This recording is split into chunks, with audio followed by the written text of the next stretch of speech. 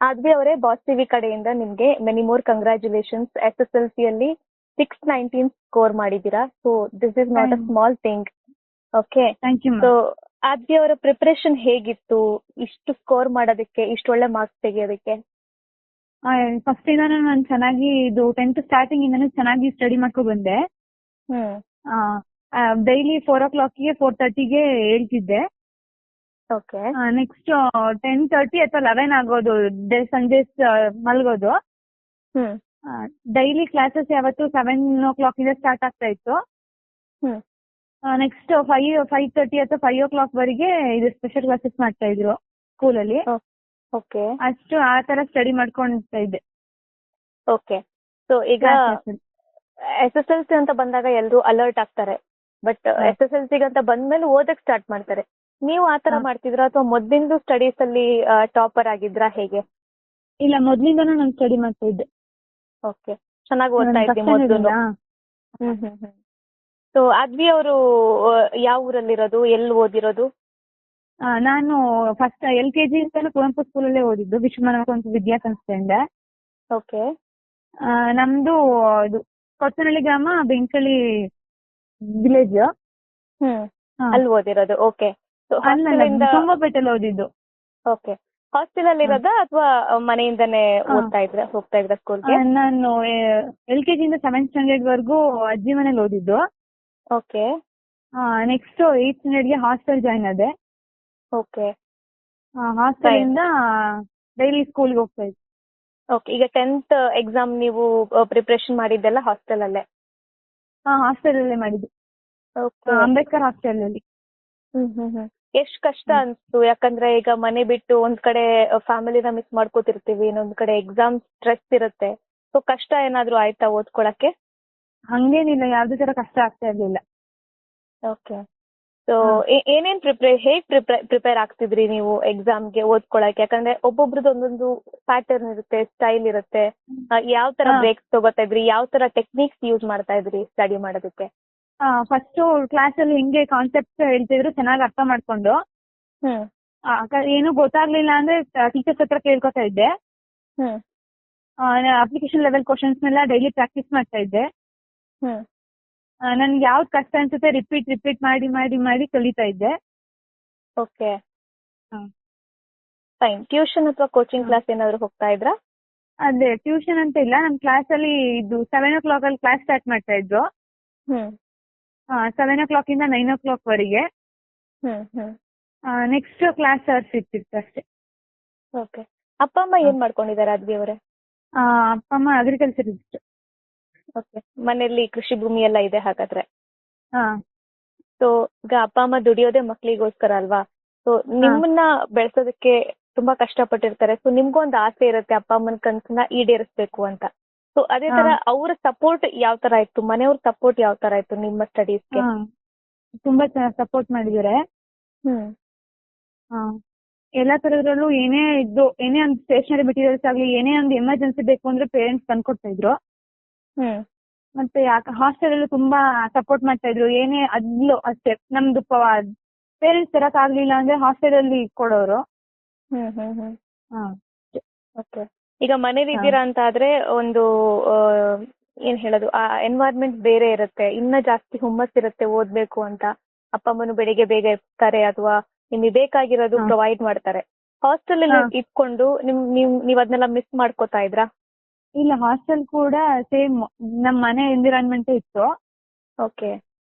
ಎಲ್ಲರೂ ಚೆನ್ನಾಗಿ ಫ್ರೆಂಡ್ಲಿ ಆಗೇ ಇದ್ರು ಹಾಸ್ಟೆಲ್ ಅಲ್ಲಿ. ವಾರ್ಡನ್ ಎಲ್ಲ. ಓಕೆ.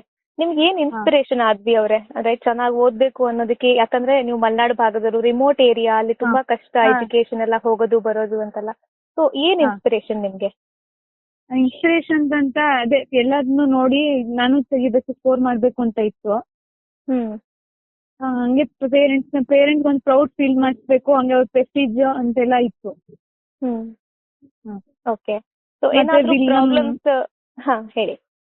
ನಮ್ ವಿಲೇಜ್ ಒಂದು ಪ್ರೆಸ್ಟೀಜ್ ಬರಬೇಕು ಅಂತ. ಓಕೆ.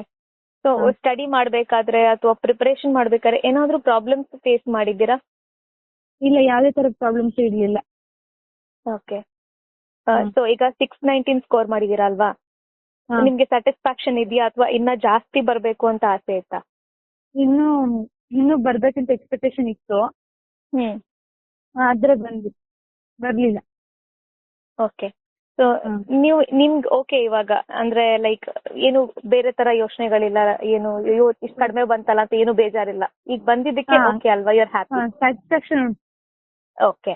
ಸೊ ಬಟ್ ತುಂಬಾ ಜನಕ್ಕೆ ಒಂದು ಮಾರ್ಕ್ ಈಗ 625 ಬಂದು 624 ಬಂತು ಅಂದ್ರೂ ತುಂಬಾ ಜನ ಎಷ್ಟೋ ಕೇಸ್ಗಳನ್ನ ನೋಡಿದೀವಿ, ಆತ್ಮಹತ್ಯೆ ಮಾಡ್ಕೊಳ್ಳೋದು ಅಥವಾ ಏನೇನೋ ಕೆಟ್ಟ ಯೋಚನೆ ಮಾಡೋದು, ಮನೆ ಬಿಟ್ಟು ಹೋಗೋದು, ಈ ತರ ಎಲ್ಲ ಮಾಡ್ತಾರೆ. ಅಂತವ್ರಿಗೆ ನೀವು ಏನ್ ಅಡ್ವೈಸ್ ಮಾಡ್ತೀರಾ? ಅದೇ ಇದನ್ನೇ ಲಾಸ್ಟ್ ಅಂತ ಅನ್ಕೋಬೇಡಿ, ಇದು ನೆಕ್ಸ್ಟ್ ಚಾಲೆಂಜ್ ಆಗಿ ತಗೊಂಡು ಸ್ಕೋರ್ ಮಾಡಕ್ ಟ್ರೈ ಮಾಡ್ಬೇಕು ಅಂತ. Okay, fine. ನಿಮ್ಮ ಫ್ಯಾಮಿಲಿ ಮತ್ತೆ ಟೀಚರ್ ಸಪೋರ್ಟ್ ಎಲ್ಲ ಹೇಗಿತ್ತು ನಿಮ್ಮ ಸ್ಟಡೀಸ್ಗೆ? ಫ್ಯಾಮಿಲಿಯಿಂದ ತುಂಬಾ ಸಪೋರ್ಟ್ ಇತ್ತು, ಟೀಚರ್ಸ್ ಅಂತೂ ತುಂಬಾ ಸಪೋರ್ಟ್ ಮಾಡಿದ್ರು. ಹಾಸ್ಟೆಲ್ ವಾರ್ಡನ್ ಅಷ್ಟೇ. ಓಕೆ. ಟೀಚರ್ಸ್ ಏನೇ ಅರ್ಥ ಆಗ್ಲಿಲ್ಲ ಅಂದ್ರೆ ಒಂದು ಸಿಕ್ ಕಾನ್ಸೆಪ್ಟ್ ಆದ್ರೂ ಚೆನ್ನಾಗಿ ನೀಟಾಗಿ ಎಕ್ಸ್ಪ್ಲೈನ್ ಮಾಡ್ತಾ ಇದ್ರು. ಎಲ್ಲ ಸಬ್ಜೆಕ್ಟ್ ಎಲ್ಲ ಟೀಚರ್ಸ್ ತುಂಬಾ ಸಪೋರ್ಟ್ ಮಾಡಿದ್ರು. ಓಕೆ ಓಕೆ, ಫೈನ್ ಆದ್ವಿ ಅವರೇ. ನಿಮ್ಮ ಫ್ಯೂಚರ್ ಎಕ್ಸಾಮ್ಸ್ಗೆ ಅಂಡ್ ಫ್ಯೂಚರ್ ವೆಂಚರ್ಸ್ಗೆ ಬಾಸ್ ಟಿವಿ ಕಡೆಯಿಂದ ಆಲ್ ದಿ ವೆರಿ ಬೆಸ್ಟ್. ಹಾಗೆ ನಿಮ್ಮ ಡೆಪ್ಯೂಟಿ ಡೈರೆಕ್ಟರ್ ಅವರಿಗೆ ಕಾಲ್ ಕೊಡ್ತೀರಾ? ಹಲೋ ಸರ್, ನಮಸ್ತೆ. ನಮಸ್ತೆ ನಮಸ್ತೆ ಸರ್, ಈಗ ಹಳ್ಳಿ ಮಕ್ಕಳು ಇಷ್ಟು ಚೆನ್ನಾಗಿ ಸ್ಕೋರ್ ಮಾಡ್ತಾ ಇದ್ದಾರೆ, ಏನ್ ಅನ್ಸ್ತಿದೆ ನಿಮ್ಗೆ? ತುಂಬಾ ಖುಷಿ ಆಗುತ್ತೆ. ಎಸ್ಪೆಷಲಿ ನಮ್ಮ ಸಮಾಜ ಕಲ್ಯಾಣ ಇಲಾಖೆ ಅಂತಕ್ಕಂಥದ್ದು ಯಾವಾಗ್ಲೂ ಕೂಡ ಡಾಕ್ಟರ್ ಬಿ ಆರ್ ಅಂಬೇಡ್ಕರ್ ಅವರು ಹೇಳಿದ ಹಾಗೆ ಶಿಕ್ಷಣವೇ ಸರ್ವರ ಉದ್ಧಾರದ ಸಂಜೀವಿನಿ ಅಂತ ಹೇಳಿದ್ದಾರೆ.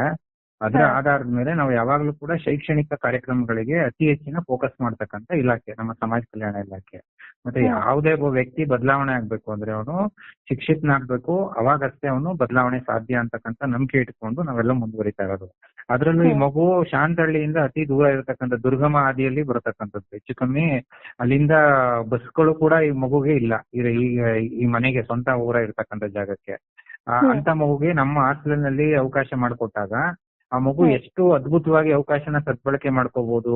ಆಮೇಲೆ ಯಾವುದೇ ಒಂದು ಕಾನೂನು ಬೇರೆ ಅಂದ್ರೆ ಈಗ ನೀವು ನೋಡಿರ್ಬೋದು, ಬೆಂಗಳೂರು ಸಿಟಿನಲ್ಲಿ 625 ತೆಗಿತಕ್ಕಂಥದ್ದು ದೊಡ್ಡ ಸಾಧನೆ ಏನಲ್ಲ ಆಕ್ಚುಲಿ. ಯಾಕೆಂದ್ರೆ ಬೇಕಾಗಿರ್ತಕ್ಕಂಥ ಎಲ್ಲ ಸೌಲಭ್ಯಗಳು ಕೋಚಿಂಗ್ ಇಂದ ಆದಿಯಾಗಿ ಅವ್ರಿಗೆ 10th ಅಂದ್ರೆ ಅವರು 9th ಸ್ಟ್ಯಾಂಡರ್ಡ್ ಅಲ್ಲಿ 10th ಸ್ಟ್ಯಾಂಡರ್ಡ್ ಗೆ ಪ್ರಿಪರೇಷನ್ ಆಗಿರ್ತಾರೆ. ಬಟ್ ಅಂತ ಒಂದು ಗ್ರಾಮೀಣ ಪ್ರದೇಶದಿಂದ ಬಂದಿರತಕ್ಕಂಥ ಮಗು ನಿಜವಾಗ್ಲೂ 619 ತಗೊಂಡಿದೆ ಅಂದ್ರೆ ಇದು 100ಕ್ಕೆ 100 ಗಳಿಸ್ತಷ್ಟೇ ನಮ್ಗೆ ಮೌಲ್ಯ ಜಾಸ್ತಿ ಇದೆ. ಈ ಮಾರ್ಕ್ಸಿಗೆ ಈ 625ಕ್ಕಿಂತ ಜಾಸ್ತಿ ಮೌಲ್ಯ ಈ ಮಾರ್ಕ್ಸ್ ಇದೆ, ನನ್ನ ವೈಯಕ್ತಿಕ ಅಭಿಪ್ರಾಯ. ಮುಂದೆನೂ ಕೂಡ ಇಲಾಖೆ ವತಿಯಿಂದ ಮಗುಗೆ ಏನ್ ಬೇಕು, ಈಗ ಪೋಸ್ಟ್ ಮೆಟ್ರಿಕ್ ಹಾಸ್ಟೆಲ್ಗಳು ಕೂಡ ನಮ್ಮಲ್ಲಿ ಇದೆ. ಈಗ ಆಲ್ರೆಡಿ ಕುಶಾಲನಗರ ಮತ್ತೆ ಮಡಿಕೇರಿಯಲ್ಲಿ ಇದೆ. ಇಲ್ಲ ಹೈಯರ್ ಎಜುಕೇಶನ್ಗೆ ಅಥವಾ ಔಟ್ ಆಫ್ ಡಿಸ್ಟ್ರಿಕ್ಟ್ ಹೋಗ್ತೀನಿ ಅಂದ್ರೂ ಕೂಡ ಅಲ್ಲೂ ಕೂಡ ಇಲಾಖೆ ವತಿಯಿಂದ ಏನೇನು ಅವ್ರಿಗೆ ಇಲ್ಲ ಶೈಕ್ಷಣಿಕವಾಗಿ ಆ ಮಗು ಏನು ಸಾಧನೆ ಮಾಡ್ಬೇಕು ಅಂತ ಅನ್ಕೊಂಡಿದೆ ಅದನ್ನ ಸಾಧನೆ ಮಾಡೋದಕ್ಕೆ ಇಲಾಖೆ ಅಂತ ಯಾವಾಗ್ಲೂ ಕೂಡ ಜೊತೆಲಿರುತ್ತೆ. ಇದೊಂದು ನಮ್ಮ ಇಲಾಖೆಗೆ ಒಂದು ಗೌರವ ತರತಕ್ಕಂತ ವಿಚಾರ. ಇಲಾಖೆ ಪರವಾಗಿ ಮತ್ತೆ ವೈಯಕ್ತಿಕವಾಗಿ ಆ ಮಗು ಭವಿಷ್ಯ ಉಜ್ವಲ ಆಗ್ಲಿ. ಇದು ಮಾಡಿರ್ತಕ್ಕಂಥ ಸಾಧನೆ ಇಡೀ ನಮ್ಮ ಎಲ್ಲಾ ವಿದ್ಯಾರ್ಥಿಗಳಿಗೆ, ಇಲಾಖೆಯಲ್ಲಿರ್ತಕ್ಕಂಥ ಎಲ್ಲಾ ವಿದ್ಯಾರ್ಥಿಗಳಿಗೂ ಪ್ರೇರಣೆ ಅಂತ ಭಾವಿಸ್ತೇನೆ. ವೈಯಕ್ತಿಕವಾಗಿ ನನಗೂ ಕೂಡ ಪ್ರೇರಣೆ. ಯಾಕೆಂದ್ರೆ ಇಲಾಖೆ ಒಳಗಡೆ ಇರ್ತಕ್ಕಂಥ ಸವಲತ್ತುಗಳನ್ನ ಬಳಸ್ಕೊಂಡು ಇಷ್ಟರ ಮಟ್ಟಿಗೆ ಸಾಧನೆ ಮಾಡ್ತಾರೆ ಮಕ್ಕಳು ಅಂದ್ರೆ ಅವ್ರ ಬದ್ಧತೆ, ಕಮಿಟ್ಮೆಂಟ್ ಅನ್ನ ನಾನು ವೈಯಕ್ತಿಕವಾಗಿ ಅಭಿನಂದಿಸ್ತೀನಿ. ಮತ್ತೆ ಉಜ್ವಲ ಆಗ್ಲಿ, ಆ ಮಗು ಏನ್ ಕನ್ಸು ಕಟ್ಕೊಂಡಿದೆ ಆ ಕನಸನ್ನ ಸಾಕಾರ ಮಾಡೋ ನಿಟ್ಟಿನಲ್ಲಿ ನಮ್ಮ ವೈಯಕ್ತಿಕವಾಗಿ ಆಗಿರ್ಬೋದು, ಇಲಾಖೆ ವತಿಯಿಂದ ಆಗಿರ್ಬೋದು, ನಾವು ಯಾವಾಗಲೂ ಕೂಡ ಮಗುವಿನ ಬೆನ್ನೆಲುಬಿಗಿರ್ತೀವಿ. ಇದನ್ನೇ ಪ್ರೇರಣೆಯಾಗಿ ತಗೊಂಡು ಮುಂದಿನ ದಿನಗಳಲ್ಲಿ ನಮ್ಮ ಹಾಸ್ಟೆಲ್ ವಿದ್ಯಾರ್ಥಿಗಳು ಇನ್ನೂ ಒಂದಷ್ಟು ಸಾಧನೆ ಮಾಡ್ಲಿ ಅಂತ ಈ ಸಂದರ್ಭದಲ್ಲಿ ಹಾರೈಸ್ತೇನೆ. ಎಸ್ ಸರ್, ಈಗ 619 ಏನ್ ಕಡಿಮೆ ಸ್ಕೋರ್ ಅಲ್ಲ, ಅಷ್ಟು ತೆಗಿಬೇಕಂದ್ರೆ 619 ಹೇಳಿದ್ನಲ್ಲ, ಇದು 625ಗೆ ಈಕ್ವಲ್ ನನ್ನ ವೈಯಕ್ತಿಕ ಅಭಿಪ್ರಾಯ ಆಕ್ಚುಲಿ. ಆದ್ರೆ ಸರ್ ಏನ್ ಗೊತ್ತಾ, ಕೆಲವು ಮಕ್ಕಳು ಅಷ್ಟು ಸ್ಕೋರ್ ಮಾಡಿದ್ರು ಅದನ್ನ ಪಾಸಿಟಿವ್ ಆಗಿ ತಗೊಳಲ್ಲ. ಇನ್ನೂ ಬರ್ಬೇಕಿತ್ತಲ್ಲ, ಇನ್ನೂ ಕಡಿಮೆ ಆಯ್ತಲ್ಲ ಅಂತ ತುಂಬಾ ಗಿಲ್ಟ್ ಅಲ್ಲಿ ಇರ್ತಾರೆ. ಅಂತ ಮಕ್ಳಿಗೆ ಏನ್ ಟಿಪ್ಸ್ ಕೊಡ್ತೀರಾ ನೀವು? ಅಂಕ ಅಂತಕ್ಕಂಥದ್ದು ಕೇವಲ ಒಂದು ಸಂಖ್ಯೆ ಅಷ್ಟೇ. ಅಂಕ ಅಂತಕ್ಕಂಥದ್ದು ಕೇವಲ ಸಂಖ್ಯೆ. ಭವಿಷ್ಯಕ್ಕೆ ಹಲವಾರು ದಾರಿಗಳಿದೆ. ಆಮೇಲೆ ದೊಡ್ಡ ದೊಡ್ಡ ಸಾಧನೆ ಮಾಡಿರ್ತಕ್ಕಂಥ ಮಹಾನ್ ಭಾವರೆಲ್ಲರೂ ಕೂಡ ಅವರ ಪ್ರಾಥಮಿಕ ಶಾಲೆ, ಪ್ರೌಢಶಾಲೆಯಲ್ಲಿ ಹೇಳ್ಕೊಡ್ತಕ್ಕಂಥ ಅಂಕ ಯಾರು ತಗೊಂಡಿಲ್ಲ. ಆದ್ರೆ ಅವರು ಒಂದು ಪ್ರೌಢಾವಸ್ಥೆಗೆ ಅಂದ್ರೆ ಒಂದು ಕಾಲೇಜ್ ಅಂತ ತಲುಪಿದ ತಕ್ಷಣ ಅವ್ರ ಒಂದು ಪರಿಪಕ್ವತೆ ಅನ್ನೋದು ಬರುತ್ತೆ. ಜೀವನಕ್ಕೆ ಒಂದು ಗುರಿ ಗೊತ್ತಾಗುತ್ತೆ. ಆ ಗುರಿನ ಬೆನ್ನತ್ತದಂತ ಸಂದರ್ಭದಲ್ಲಿ ಪರಿಶ್ರಮ ಪಟ್ರೆ, ಈಗ 0 ಇದ್ದವನು 100ಗೆ ಹೋಗ್ಬೋದು, ಕೆಲವೊಮ್ಮೆ 100 ಇದ್ದವರು ಕೂಡ ಕಡಿಮೆ ಬರ್ಬೋದು. ಅದರಿಂದ ಜಾಸ್ತಿ ಅಂಕ ಬಂದವರು ಇದನ್ನ ಅಯ್ಯೋ, ನಾವೇ ಅತಿ ಬುದ್ಧಿವಂತರು ಅನ್ಕೊಂಡು ಅದನ್ನ ತೀರಾ ಓವರ್ ಆಗಿ ಅವ್ರ ಅತಿಯಾದ ಆತ್ಮವಿಶ್ವಾಸದಿಂದ ಮುನ್ನೋಗೋದು ಒಳ್ಳೇದಲ್ಲ. ಅದೇ ರೀತಿ ಕಡಿಮೆ ಅಂಕ ಗಳಿಸೋರು ಕೂಡ ಕೀಳರಿಮೆ ಬೆಳೆಸ್ಕೊಂಡು ಇಲ್ಲ ನಮ್ ಕಡೆ ಏನು ಮಾಡಕ್ಕಾಗಲ್ಲ ಅಂತಕ್ಕಂಥ ಭಾವನೆನ ಇಟ್ಕೊಳ್ಳೋದು ಒಳ್ಳೇದಲ್ಲ. ಎರಡರಲ್ಲೂ ಕೂಡ ಪಾಸಿಟಿವ್ ಅಂಶಗಳಿದೆ. ಈಗ ಚೆನ್ನಾಗಿ ಮಾರ್ಕ್ಸ್ ತಗೊಂಡಂತ ಮಗು ಹೌದಪ್ಪ ಇದನ್ನೇ ನಾನು ಕ್ಯಾರಿ ಮಾಡ್ತೀನಿ ಮತ್ತೆ ಮುಂದಿನ ಜೀವನದಲ್ಲಿ ಒಂದು ಒಳ್ಳೆ ಭವಿಷ್ಯಕ್ಕೆ ಒಂದು ಯೋಜನೆ ರೂಪಿಸ್ಕೊಂಡು ನಾನು ಅದನ್ನ ಗುರಿಯನ್ನ ಮುಟ್ಟೋ ನಿಟ್ಟಿನಲ್ಲಿ ನಾವೆಲ್ಲರೂ ಕೂಡ ಪ್ರಯತ್ನ ಪಡ್ತೀವಿ ಅಂತಕ್ಕಂಥದ್ದನ್ನ ಪಾಸಿಟಿವ್ ಆಗಿ ತಗೊಂಡ್ ಹೋಗ್ಬೇಕು. ಅದೇ ರೀತಿ ಕಡಿಮೆ ಬಂದಿರೋ ಮಾರ್ಕ್ಸ್ ಏನು ಅಂದ್ರೆ ಇದೊಂದು ಸಣ್ಣ ಅವಕಾಶ, ಮೊದಲನೇ ಅವಕಾಶದಲ್ಲಿ ಸ್ವಲ್ಪ ಕಡಿಮೆ ಆಗಿರ್ಬೋದು, ಬಟ್ ನಮ್ಗೆ ಸಾಕಷ್ಟು ಅವಕಾಶ ಇದೆ. ಜೀವನ ದೊಡ್ಡದು. ಈಗ ಮಗು ಬರೀ 14-15 ವರ್ಷ ಅಷ್ಟೇ ಕಳೆದಿರೋದು. ನಮ್ಮ ಇಡೀ ಜೀವನಕ್ಕೆ ಏನ್ ಬೇಕು ಮಾಡ್ಲಿಕ್ಕೆ ಸಾಕಷ್ಟು ಅವಕಾಶಗಳಿರುತ್ತೆ. ಅವಕಾಶನ ಸದ್ಬಳಕೆ ಮಾಡ್ಕೋತೀನಿ ಅಂತಕ್ಕಂಥ ಒಂದು ಪಾಸಿಟಿವ್ ಆಗಿ ಅವರು ಆ ಅಪ್ರೋಚ್ ನಲ್ಲಿ ಹೋಗ್ಬೇಕು. ಇವನ್ ಫೇಲ್ ಆದ್ರೂ ಕೂಡ ಈಗ ಮೊದಲಿನ ರೀತಿ ಏನಿಲ್ಲ, ಸಾಕಷ್ಟು ಅವಕಾಶ ಇದೆ. ಫೇಲ್ ಆದ್ರೂ ಕೂಡ 1 ತಿಂಗಳು ಗ್ಯಾಪ್ ಅಲ್ಲೇ ಮತ್ತೆ ಎಕ್ಸಾಮ್ ಆಗುತ್ತೆ, ಮತ್ತೆ ತನ್ನ ಜೊತೆಗಾರರ ಜೊತೆ ಪಾಸ್ ಮಾಡ್ಕೊಂಡು ಕೂಡ ಹೋಗ್ಲಿಕ್ಕೆ ಅವಕಾಶ ಇದೆ. ಅದರಿಂದ ಇಲ್ಲಿ ಯಾರು ಕೂಡ ಬೇರೆ ತರ ಅತಿಯಾದ ಆತ್ಮವಿಶ್ವಾಸದಿಂದ ಮುನ್ನೋಗೋದು ಅಲ್ಲ ಅಥವಾ ಕೀಳರಿಮೆಯಿಂದ ಇರತಕ್ಕಂಥದ್ದು ಅಲ್ಲ. ಇದೊಂಥರ ಪಾಸಿಟಿವ್ ಆಗಿ ತಗೋಬೇಕು. ಬಂದಿರತಕ್ಕಂಥ ವಾಸ್ತವಿಕತೆಯನ್ನು ಒಪ್ಕೊಂಡು ಭವಿಷ್ಯದ ಬಗ್ಗೆ ಯೋಚನೆ ಮಾಡ್ಕೊಂಡು ಅದಕ್ಕೆ ಸಂಬಂಧಪಟ್ಟಂತೆ ಪೂರ್ವ ಸಿದ್ಧತೆಯನ್ನು ಮಾಡ್ಕೊಂಡು ಎಫರ್ಟ್ಸ್ ಹಾಕಿದ್ರೆ ಎಲ್ಲರ ಜೀವನ ಚೆನ್ನಾಗಿರುತ್ತೆ. ಕಡಿಮೆ ಮಾರ್ಕ್ಸ್ ಬಂದಂತ ಮಕ್ಕಳದು ಅವರು ಜೀವನದ ಗುರಿ ಮುಗ್ತಾರೆ, ಹೆಚ್ಚಿನ ಮಾರ್ಕ್ಸ್ ತಗೊಂಡಂತ ಮಕ್ಕಳು ಕೂಡ ಬೇಗ ಲೈಫ್ ಅಲ್ಲಿ ಸೆಟ್ಲ್ ಆಗ್ತಾರೆ. Right sir. ಇನ್ನು ಎಕ್ಸಾಮ್ ಟೈಮ್ ಅಲ್ಲಿ ಇಲಾಖೆ ಏನಾದ್ರು ಸ್ಪೆಷಲ್ ಇನಿಷಿಯೇಟಿವ್ ಗಳನ್ನ ತಗೊಂಡಿತ್ತಾ ಹೇಗೆ? ಖಂಡಿತ ನಮ್ಮಲ್ಲಿ ಅಂದ್ರೆ ಈಗ ನಮ್ಮಲ್ಲಿ ವಿಶೇಷವಾಗಿ ಸಮಾಜ ಕಲ್ಯಾಣ ಇಲಾಖೆಗೆ ಬರ್ತಕ್ಕಂಥ ಮಕ್ಕಳು ಆರ್ಥಿಕವಾಗಿ ಸಾಮಾಜಿಕವಾಗಿ ಬಹಳ ಹಿಂದೆ ಇರ್ತಕ್ಕಂಥ ಮಕ್ಕಳೇ ಸಾಕಷ್ಟು ಮಕ್ಕಳು ನಮ್ಮಲ್ಲಿ ಬರ್ತಾರೆ, ನಿಮ್ಗೆ ಗೊತ್ತಿರ್ಬೋದು. ಅದಕ್ಕಾಗಿ ನಾವೇನ್ ಮಾಡ್ತಿದೀವಿ ಅಂದ್ರೆ ವಿಶೇಷವಾಗಿ ಆ ಮಕ್ಕಳಿಗೆ ಎಲ್ಲಾ ರೀತಿ ಸೌಲಭ್ಯಗಳು ಇರುತ್ತೆ. ಮಕ್ಕಳಿಗೆ ಶುಚಿ ಸಂಭ್ರಮ ಕಿಟ್ ಇರ್ಬೋದು, ಯೂನಿಫಾರ್ಮ್ಸ್ ಇರ್ಬೋದು, ಶೂಸ್ ಇರ್ಬೋದು, ಮತ್ತೆ ನಮ್ಮ ಮೆನು ಚಾರ್ಟ್ ಪ್ರಕಾರ ಊಟ ಇರ್ಬೋದು. ಅದೇ ರೀತಿ ಮಕ್ಕಳಿಗೆ ಬೇಕಾಗಿರ್ತಕ್ಕಂಥ ನಮ್ದು ಸ್ಟೇಷನರಿ ಐಟಮ್ಸ್ ಇರ್ಬೋದು, ಟೆಕ್ಸ್ಟ್ ಬುಕ್ ಗಳಿರ್ಬೋದು, ಎಲ್ಲವನ್ನು ಕೂಡ ಉಚಿತವಾಗಿ ಕೊಡ್ತೇವೆ. ಜೊತೆಗೆ ಕೆಲವು ಗ್ರಾಮೀಣ ಪ್ರದೇಶದಿಂದ ಬರ್ತಕ್ಕಂಥ ಮಕ್ಕಳಿಗೆ ಸೈನ್ಸ್, ಮ್ಯಾಥ್ಸ್ ಮತ್ತೆ ಇಂಗ್ಲಿಷ್ ಅಂತಕ್ಕಂಥದ್ದು ಸ್ವಲ್ಪ ಕಠಿಣ ಅಂತ ಸ್ವಲ್ಪ ಕೆಲವು ಮಕ್ಕಳಲ್ಲಿ ಭಾವನೆ ಇರುತ್ತೆ. ಅದಕ್ಕಾಗಿ ನಾವೇನ್ ಮಾಡ್ತೀವಿ ಅಂದ್ರೆ ಒಂದು ಪಾರ್ಟ್ ಟೈಮ್ ಟ್ಯೂಟರ್ಸ್ ಅನ್ನ ಅಪಾಯಿಂಟ್ ಮಾಡ್ಕೊಳ್ತೇವೆ. ಅಪಾಯಿಂಟ್ ಮಾಡ್ಕೊಂಡು ಪ್ರತಿದಿನ ವಿಶೇಷ ತರಗತಿಗಳನ್ನ ಬೋಧನೆ ಮಾಡ್ತೇವೆ. ವಿಶೇಷ ತರಗತಿಗಳನ್ನ ವರ್ಷ ಪೂರ್ತಿ ಬೋಧನೆ ಮಾಡೋದ್ರಿಂದ ಆ ಸಬ್ಜೆಕ್ಟ್ ಗಳಿಗೆ ಸ್ವಲ್ಪ ಜಾಸ್ತಿ, ಯಾರು ಸ್ವಲ್ಪ ಆ ಸಬ್ಜೆಕ್ಟ್ ಅಲ್ಲಿ ನಾವು ಸ್ವಲ್ಪ ಕಡಿಮೆ ಇದೀವಿ, ವೀಕ್ ಇದೀವಿ ಅಂತ ಭಾವನೆ ಇರುತ್ತೋ ಅಂತ ಮಕ್ಕಳಿಗೆ ಮುನ್ನೆಲೆಗೆ ತರ್ತಕ್ಕಂಥದ್ದು ಆಗುತ್ತೆ. ಇನ್ನು ಎರಡನೇದಾಗಿ ನಮ್ಮ ವಿದ್ಯಾರ್ಥಿ ನಿಲಯಗಳಲ್ಲಿ ನಿಲಯ ಪಾಲಕರೇನಿದ್ದಾರೆ, ನಿಲಯ ಮೇಲ್ವಿಚಾರಕರೇನಿದ್ದಾರೆ, ಅವರು ತನ್ನ ಸ್ವಂತ ಮಕ್ಕಳಿಗಿನ್ನ ಹೆಚ್ಚಾಗಿ ಕೇರ್ ಮಾಡ್ತೀರ ಮಕ್ಕಳನ್ನ. ಮತ್ತೆ ಯಾವ ಮಕ್ಕಳು 10th ಮಕ್ಕಳು ಬರ್ತಾರೆ, ಅವರು 10th ಏನು ಅಂದ್ರೆ ಅಕ್ಟೋಬರ್ ಇಂದಾನೆ ಅಂದ್ರೆ ಅವರು ಫಸ್ಟ್ ಹಾಫ್ ಮುಗಿತಿದ್ದಾಗೆ, ದಸರಾ ರಜೆ ಮುಗಿತಿದ್ದಾಗೆ ಆ ಮಕ್ಕಳನ್ನ ಪರ್ಸನಲ್ ಆಗಿ ಮಾನಿಟರ್ ಮಾಡೋದ್ರ ಮೂಲಕ, ಫಾರ್ ಎಕ್ಸಾಂಪಲ್ ಕೆಲವು ಮಕ್ಕಳು ಪಾಸ್ ಆಗೋದೇ ಡೌಟ್ ಅಂತಿರುತ್ತೆ, ಅಂತ ಮಕ್ಳಿಗೆ ಏನ್ ಟಾರ್ಗೆಟ್ ಇಟ್ಕೋತಾರೆ ಅಂದ್ರೆ 50 ಮಾರ್ಕ್ಸ್ ಅಷ್ಟು ತೆಗಿಸ್ತೀವಿ ಅಂತ ಹೇಳಿದ್ರೆ ಅಟ್ಲೀಸ್ಟ್ ಒಂದು 40 ಬರುತ್ತೆ.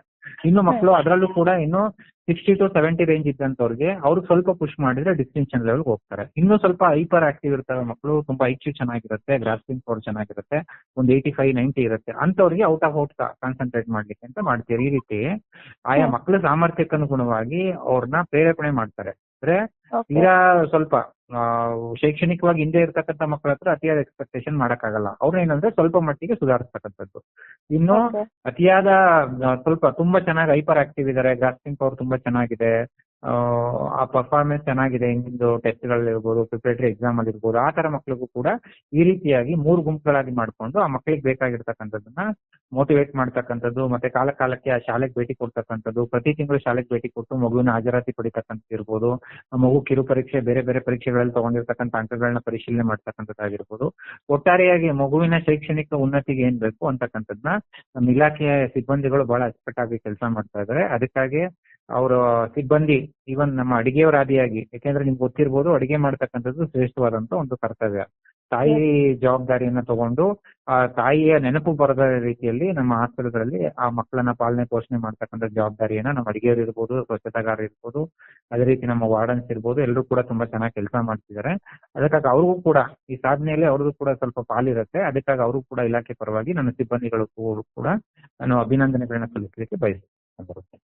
ಓಕೆ ಸರ್, ಇನ್ನು ಮುಂಬರುವ ದಿನಗಳಲ್ಲಿ ವಿದ್ಯಾರ್ಥಿಗಳಿಗೆ ಪೂರಕವಾಗಿ ಏನೇನ್ ಕ್ರಮಗಳನ್ನ ಕೈಗೊಳ್ಳುವಂತಹ ಪ್ಲಾನ್ಸ್ ಇದೆ ಅಂತ?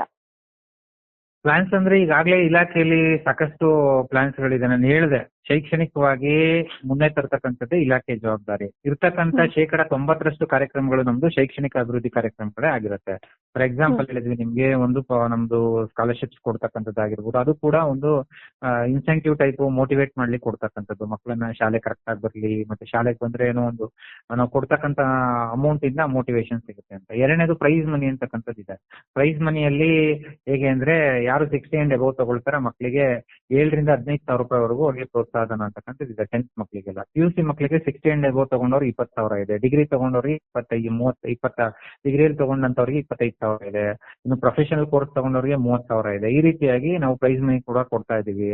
ಅದ್ರ ಜೊತೆಗೆ ನಮ್ಮಲ್ಲಿ ಪ್ರಬುದ್ಧ ಅಂತಕ್ಕಂಥದ್ದು ಒಂದು ದೊಡ್ಡ ಕಾರ್ಯಕ್ರಮ ಇದೆ. ಪ್ರಬುದ್ಧ ಅಂತಕ್ಕಂಥದ್ದು ವಿದೇಶಿ ವಿಶ್ವವಿದ್ಯಾನಿಲಯಗಳಲ್ಲಿ ಯಾರು ವ್ಯಾಸಂಗ ಮಾಡಬೇಕು ಅಂತ ಕನ್ಸ್ಕೊಂಡಿರ್ತಾರೋ ಅಂತ ಟಾಪ್ 100 ಯೂನಿವರ್ಸಿಟೀಸ್ ಅಲ್ಲಿ ಯಾರು ಸೀಟ್ ತಗೊಂಡ್ರೆ ಅಂತ ಮಕ್ಕಳಿಗೆ ಇಲಾಖೆಯಿಂದ ಅಂದ್ರೆ ಅವ್ರದ್ದು ಇನ್ಕಮ್ ಲಿಮಿಟ್ 7 ಲಕ್ಷಕ್ಕಿಂತ ಕಡಿಮೆ ಇದ್ದಂತ ಸಂದರ್ಭದಲ್ಲಿ, 8 ಲಕ್ಷಕ್ಕಿಂತ ಕಡಿಮೆ ಇದ್ದಂತ ಸಂದರ್ಭದಲ್ಲಿ ಅವರಿಗೆ ಸಂಪೂರ್ಣವಾಗಿ 100% ರಿಯಂಬರ್ಸ್ ಮಾಡ್ತಿದೀವಿ. ಇನ್ನು 8 ರಿಂದ 15 ಲಕ್ಷ ಬಂದ್ರೆ 50% ಕೊಡ್ತಾ ಇದೀವಿ. 15 ಲಕ್ಷಕ್ಕಿಂತ ಮೇಲ್ಗಡೆ ಬಂದ್ರೆ 33% ಕೊಡ್ತಾ ಇದೀವಿ.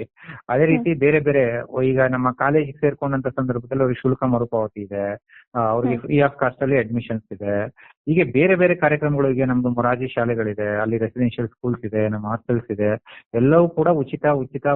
ಒಟ್ಟಾರೆಯಾಗಿ ಆ ಮಕ್ಕಳನ್ನ ಶೈಕ್ಷಣಿಕವಾಗಿ ಅಭಿವೃದ್ಧಿ ಮಾಡ್ತಕ್ಕಂಥದ್ದು ಅವ್ರನ್ನ. ಮತ್ತೆ ನಮ್ದು ಮೇನ್ ಆಗಿ ನಮ್ದು ಕೆಲವು IAS, IPS ಆಗಿರ್ಬೋದು, KAS ಆಗಿರ್ಬೋದು, ಬ್ಯಾಂಕಿಂಗ್ ಆಗಿರ್ಬೋದು, ನಮ್ಮ KPSC ನಡೆಸ್ತಕ್ಕಂಥ ಎಕ್ಸಾಮ್ಗಳಿಗಾಗಿರ್ಬೋದು, ಅವು ಕೂಡ ಉಚಿತವಾಗಿ ತರಬೇತಿ ಕೊಟ್ಟು ಸ್ಟೈಫಂಡ್ ಕೊಡ್ತಕ್ಕಂಥ ಕಾರ್ಯಕ್ರಮಗಳು ಸಾಕಷ್ಟು ಇಲಾಖೆಯಲ್ಲಿದೆ.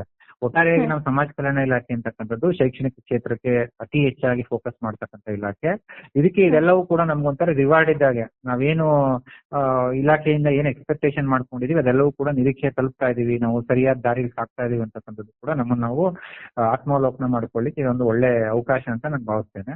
ಒಟ್ಟಾರೆಯಾಗಿ ಮಗುವಿಗೆ ಎಫರ್ಟ್ಸಿಗೆ ಒಳ್ಳೇದಾಗ್ಲಿ. ಮಗು ದೊಡ್ಡ ದೊಡ್ಡ ಕನಸುಗಳನ್ನ ಕಂಡುಕೊಂಡಿದೆ, ಆ ಕನಸು ಖಂಡಿತವಾಗಿ ಈಡೇರುತ್ತೆ.